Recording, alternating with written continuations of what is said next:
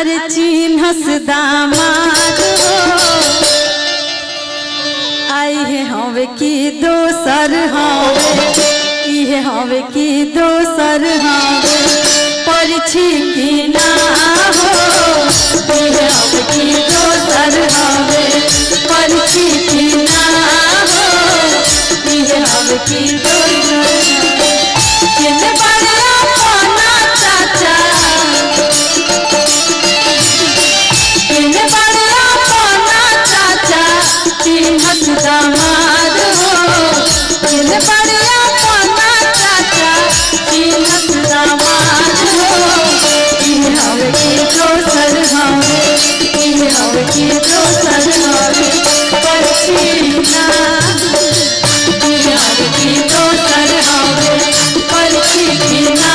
हो इहे हवे की दोसर हवे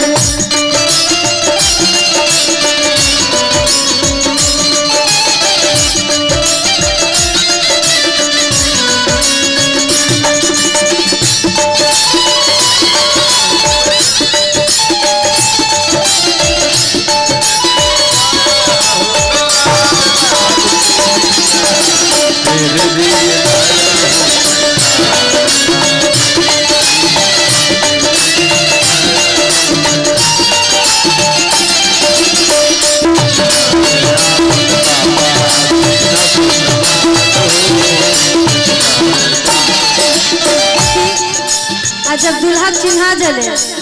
कि इहे दुल्हा हवे इनके के परिचय के बाद तब सासू लोग अपन दामाद के जब परिचय जाला लोग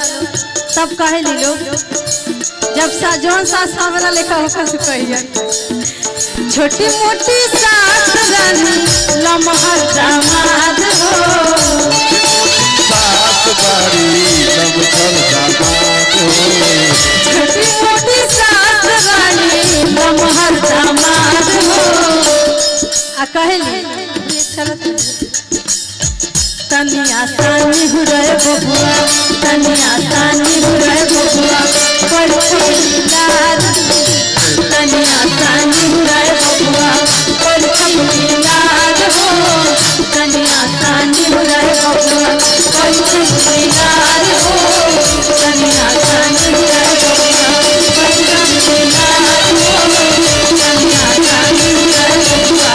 परिछी लाल हो तनिया सानी हुरे बबुआ। लेकिन देखिए डिमांड आइल बा जौन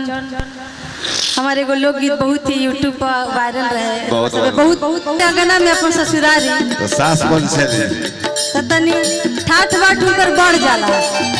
तब कहे लेका अपन ससुराल वाला से खाए के माँ के ले पूरी का चौड़ी हो खाए के माँ के ले पूरी का चौड़ी हो खाली खाही के नाम मांगे चलो हां भाई बियाहो का मांगने लड़ाहो का मांगने खाली खैला से ना होखेला हां जी सही बात है खाते रहिए त गला में अटक जी चल जियो पहले पिया पानियो चाहिए पिए के पानियो मांगे ले अजय भैया की तरफ से बहुत बहुत आशीर्वाद खाए के माँ